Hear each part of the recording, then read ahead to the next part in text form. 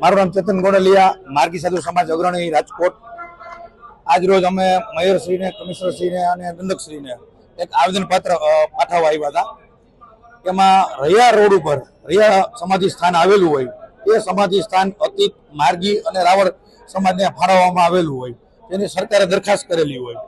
એ સમાધિ સ્થાનની અંદર 2-4 દિવસ 5 દિવસથી ત્યાંના ટ્રસ્ટીઓ કૂતરાઓને ત્યાં સમાધિ આપતા હોય છે અને એ જે કૂતરાઓનું વેસ્ટ માટે એને બહાર ફેંકવાની જગ્યાએ સમાધિ આપતા હોય।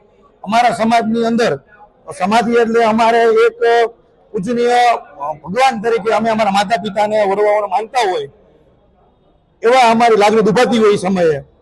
તો અમારે કમિશનરશ્રીને, દંડકશ્રીને, મેયરશ્રીને એવી રજૂઆત હતી કે તાત્કાલિક એ કૂતરાઓને જે દફનાવેલા છે ત્યાંથી દૂર કરવામાં આવે અને જે ટ્રસ્ટીઓને જે એ જગ્યા સોંપવામાં આવી છે એ ઠરાવ તાત્કાલિક રદ કરી અને ત્રણેય સમાજને એ હરખો હિસ્સો સન્માન આપે એવી અમારી રજૂઆત હતી। એમને અમને અત્યારે સારો એવો જવાબ આપ્યો છે।